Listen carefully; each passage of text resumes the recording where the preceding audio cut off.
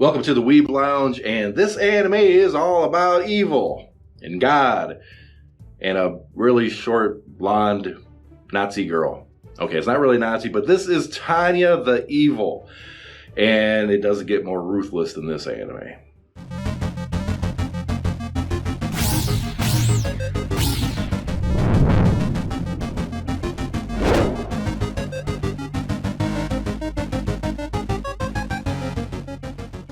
Now, this anime takes place in like this alternate universe. Yes, it is an isekai anime. And the thing is, it's really weird what they do because like the universe they get thrown in is kind of like this odd World War I, World War II range kind of empire thing. But like Germany itself doesn't exist. Russia itself doesn't really exist. It's all these different empires and stuff, which is why I said, Nazis don't really exist. But like the Iron Cross kind of thing and the feel is all there. It's a different kind of isekai anime. But anyways, I'm going to start with some of these smaller characters first before I get to the main characters. Because the two main characters of this anime are basically Tanya and God. Those are your main characters. I'll get to them. Now, the sub-characters, you have Mary Sue and Anson Sue. Anson Sue is the father, Mary Sue is the daughter, okay? Now, this is a whole wartime thing, and the father is about to go off to war over to what here is Europe, what they call it there. I actually don't remember.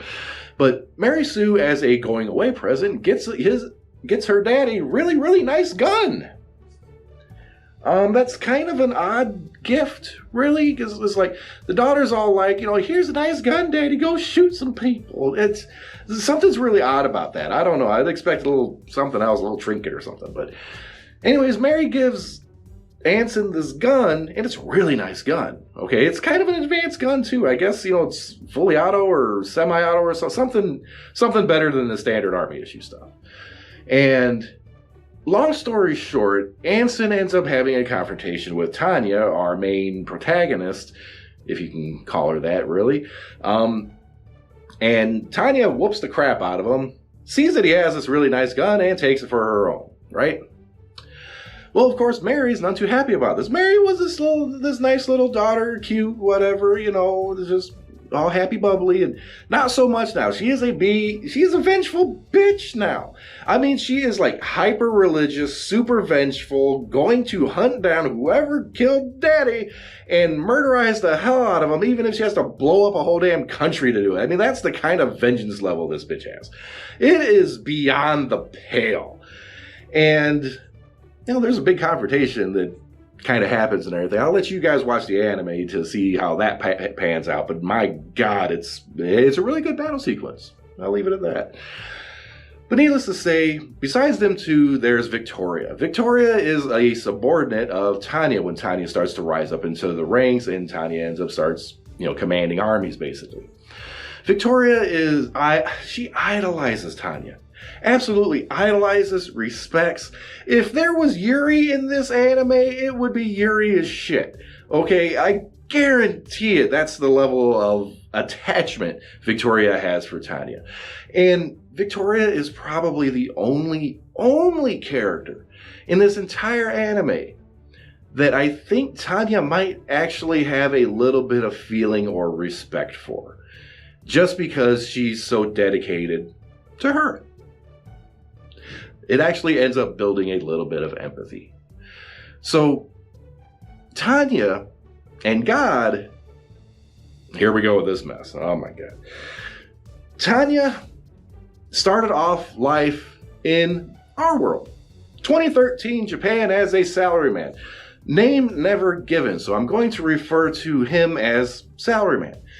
Basically, he is this uptight, really uptight, okay? Uptight, self-centered, broad shoulders, handsome guy, huge in stature, imposing as all hell, and he's an ass. He's a complete and utter ass. He is in such a way that the company that he works for uses him specifically to fire and or lay off other employees. That's his job. That's what he goes around doing. Because he shows no compassion, he shows no empathy, he shows no remorse. he does it and doesn't care and does it really, really well. But the problem is that lack of empathy, that lack of compassion makes a lot of people mad at him.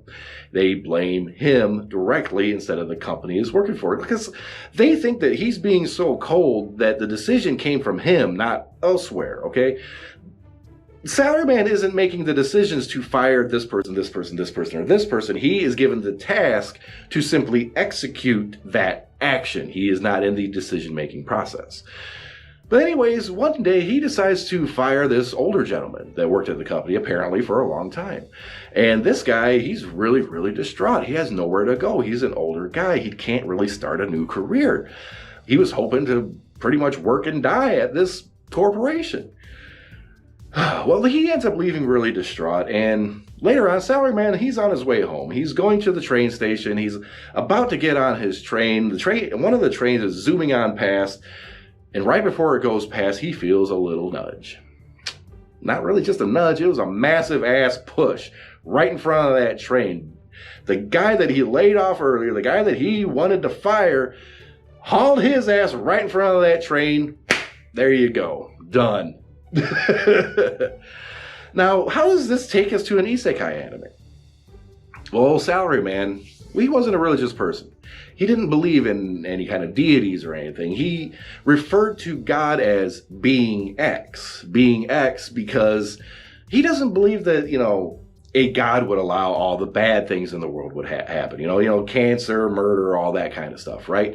He doesn't believe that God would have an actual capability to simply sit by and watch as the evil of the world happen. This guy might come off as a complete prick, but it seems like somewhere in there he's got a little bit of morality somewhere, who knows. But because of this, he believes that this so-called being X is just kind of manipulating the world, using it as a plaything, just at his own whim, don't care. A child with a toy, making up their own fantasies as they go on. And what God was trying to do, what being X is trying to do, is get this guy to pray. Get this guy to truly believe that there is a God. And kind of set up this whole scenario to where he gets pushed in front of this train as a ditch effort to get this guy to say a prayer or ask God for help or something along those lines. He doesn't. In fact, he throws being X further under the bus. He doesn't pray. He doesn't hope or anything. He was just like, well, I guess this is what happens when being X is being a dick. That's pretty much his mindset. So needless to say, being X/God, now he's pissed. He's mad at this guy now. He's so egotistical. He wants this guy to admit that he is the real God, and he won't. So he comes up with another little fantastic scenario. Takes the Salaryman, and just as he's gone kaputski in front of the train, sends his ass off to another world. This other world is in the midst of battle. It is similar to our World War I, World War II era here, with a whole bunch of different names, different scenarios, a whole bunch of different everything. But the thing is, instead of being this handsome, tall, broad-shouldered guy, he is now a little petite, pipsqueak, blonde hair, blue eyes little girl. And damn well being X does this on purpose, just to smite him. Just to smite him, the exact opposite of what he was in real life. The exact opposite. It's just being X/God's being a dick. That's what he's doing by doing so. But that doesn't break this guy's motivation, Salaryman's motivation. He is now Tanya. And Tanya's goal is basically to spite God, to prove him wrong. Tanya's ultimate goal in this is to live a long and normal, happy life in comfort. That's his goal.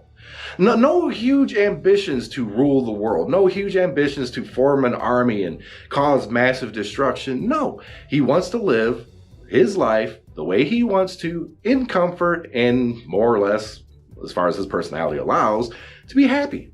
That's the goal. Being X decides to just keep being a dick. Okay, well anyways, in this world magic does exist, and Tanya, being this presumably like 8 or 9 year old little girl, if that. She's petite for her age. I read that she's petite for her age, so she looks even younger than what she actually is. But anyways, she has an aptitude for magic. Magic of all things that exists in this world. And apparently she's really, really, really powerful at this, okay? Compared to anyone else, she's like a number one, I guess, right? The whole gain magic going into another world kind of thing. Well, that's all well and good, but the army is the one doing the testing.